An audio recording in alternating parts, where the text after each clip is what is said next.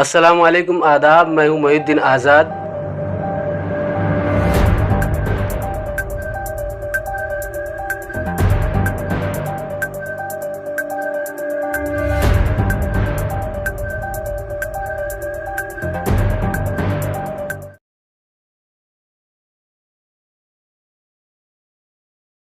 अस्सलाम वालेकुम, आदाब। मैं हूं मोहिउद्दीन आज़ाद और आज मैं पीपल अलायंस की ऑफ़िस में हूं और यहाँ पे पीपल अलायंस के एक बहुत बड़े कार्यकर्ता हैं जो ज़मीन पर उतरकर लोगों के हेल्प करने में काफ़ी ज़्यादा आगे रहे हैं।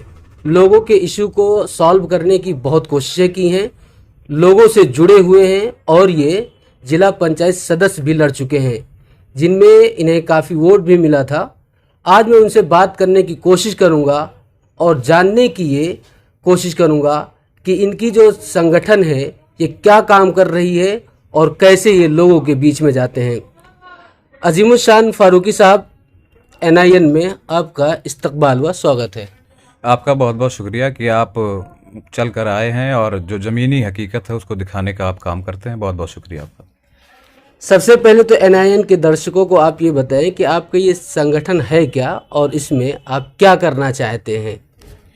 देखिए, ये संगठन हमको जब कोविड काल जब पूरी तरीके से भारत में लॉकडाउन लगा और इंसानियत मर रही थी, उस समय हम लोगों ने संगठन का गठन किया और अपने लोगों के बीच में अपने काम को लेकर हम लोग वहाँ पहुँचे और ऐसे ऐसे घरों को हम लोगों ने टच किया जहाँ पे लगातार खानों की कमी हो रही थी, दवाइयों की कमी हो रही थी, सब्जियों की कमी हो रही थी और तमाम जो ज़रूरतें होती थी उसकी कमियां हो रही थी।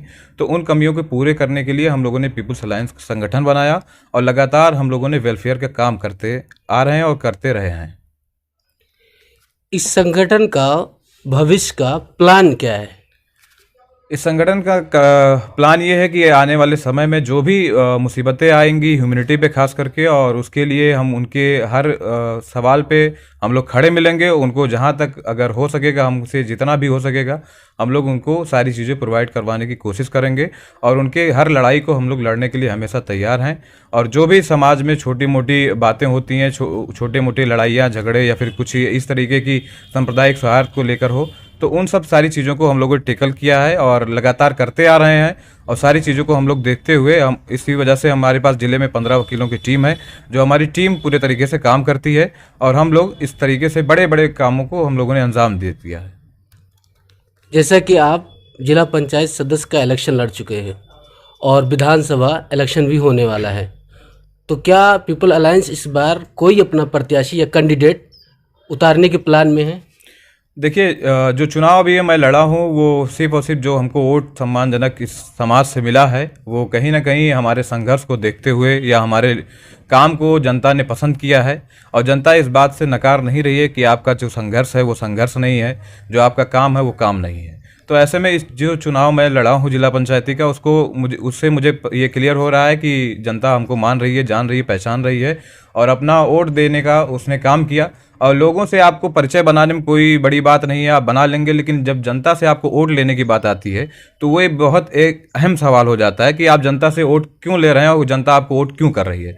तो ऐसे में जब मैं देखता हूँ कि हमको जो वोट मिला है सम्मानजनक समथिंग 2400 समथिंग 2500 समथिंग हमको जो वोट मिला है जनता से, वो हमारे लिए बहुत गर्व की बात है। और इस बार के विधानसभा चुनाव की हम लोग की रणनीति रहेगी कि आने वाले समय में जो हमारे लोग, जो हमारे लखनऊ में साथी जो मौजूद हैं, वो हम लोग 2 सीटों पे चुनाव लड़ने की बात कर रहे थे, एक निजामाबाद से, एक डुमरियागंज से। तो पूरे तरीके से हम लोग डुमरियागंज पे लगे हुए हैं। निजामाबाद में हमारे साथी लड़ रहे हैं चुनाव, राजू यादव जी, और हम लोग डुमरियागंज में पूरा माहौल बन रहा है और हम लोग की कई पार्टियों, 1-2 पार्टियों से बातचीत चल रही है। अगर मामला बन जाएगा तो बेशक चुनाव लड़ा जाएगा। आप जिला पंचायत सदस्य का चुनाव लड़ चुके हैं, डुमरियागंज का भी लड़ने वाले हैं, उसमें कोई शक नहीं। जब पहली बार आप फील्ड में गए थे या आपने जब जिला पंचायत के इलेक्शन लड़ने का माइंड बनाया था, तो उसमें आपका क्या टारगेट था कि अगर मैं ये जिला पंचायत जीत गया तो मैं ये काम क्षेत्रवासियों के लिए करना बहुत अनिवार्य है?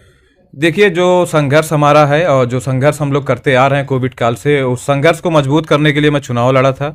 और इसी के उदाहरण के तौर पे मैं आपको एक बात बताना चाहता हूँ कि जो झारखंड के मुख्यमंत्री हेमंत सोरेन जी हैं, उन्होंने भी अपने समाज के लिए बहुत कुछ करने की ठानी भी थी और लगातार वो संघर्ष करने रहे। आज वो मुख्यमंत्री के रूप में हैं, तो एक पेन उठा के वो हज़ारों की तादाद में अपने समाज को घर दे देते हैं, अपने लोगों के लिए काम करते हैं। उसी को देखते हुए मैं चुनाव को लड़ा था और मैं देखा कि अगर इस संघर्ष को मजबूत किया जा सकता है तो चुनाव लड़कर या सियासत में आकर ही, सियासत ही वो चाबी है जो हर ताले को खोलने का काम करेगी। तो इसलिए हम लोग सियासती वे में आए और हम लोगों ने चुनाव लड़ा।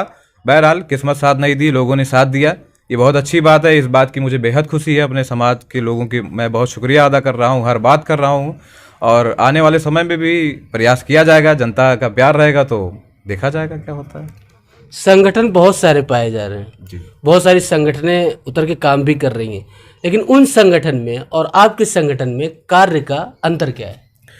देखिए कुछ चीज़ें होती हैं कि दिखती हैं और जैसे हम लोग का एक चर्चित चेहरा है, जनता यहाँ पे जान रही है, मीडिया साथी जान रहे हैं, जो सम्मानित जनता हमारे क्षेत्र की वो हमको पहचान रही है, हमारे काम को पहचान रही है, हमारे काम को अहमियत दे रही है, हमारे काम से उन्हें संतुष्टि है और कहीं ना कहीं उन्हें हमारे काम से एक लगाव भी होता है कि अगर हमें कोई दर्द होता तो हमारे पास भी एक फलाह ऑफिस है जो पूरे निस्वार्थ रूप से हमारे लिए खड़ी हो सकती है और खड़ी भी होती है। इसलिए हमारे काम को देखा जा रहा है और समाज इस चीज़ को मान रही है। डुमरियागंज विधानसभा क्षेत्र और NIN के दर्शकों का आपका संदेश क्या है? देखिए हमारा संदेश है कि आप लोग चयन करें ऐसे लोगों का जो लड़ने भिड़ने वाला लोग हो, जो ज़मीन के स्तर पे जो काम करने वाले में से हो, जो कहीं ना कहीं एक निचली स्तर से काम करके ऊंचाइयों को पहुंचने की इरादा रखता हो और ऊंचाइयों को पहुंचने का हक उसको हो। तो समाज को ऐसे लोगों को उठाना चाहिए और ऐसे लोगों को बढ़ चढ़ के उसकी हौसला अफजाई के लिए उसके साथ खड़े रहना चाहिए। अगर चुनाव की बात आती है तो आप बढ़ चढ़ के उसको वोट करिए, उसको मजबूत करिए। जब आप उसको मजबूत करेंगे तो वो मजबूत तो होगा ही, बाद में आपके भी कंधे को मजबूती देगा। NIN से बात करने के लिए आपका बहुत बहुत शुक्रिया। बहुत बहुत शुक्रिया आपके माध्यम से जो हमने अपनी बात कही, बहुत बहुत शुक्रिया आपका। ये थे अजीमुशान फारूकी साहब, जिनका कहना है कि हमें उन्हीं लोगों को चुनना चाहिए जो लोगों और जनता के बीच में रहे, आवाम की आवाज़ बने और उनके सुख के बजाय दुख में ज़्यादा शामिल हो तो वो ज़्यादा कारगर होगा। क्षेत्रवासियों की सहायता करना, उनकी हेल्प करना हमारी प्राथमिकता रहेगी। फिर मिलेंगे किसी खास मेहमान के साथ। मैं हूँ मोहिउद्दीन आज़ाद। नई आवाज़, नई परवाज़।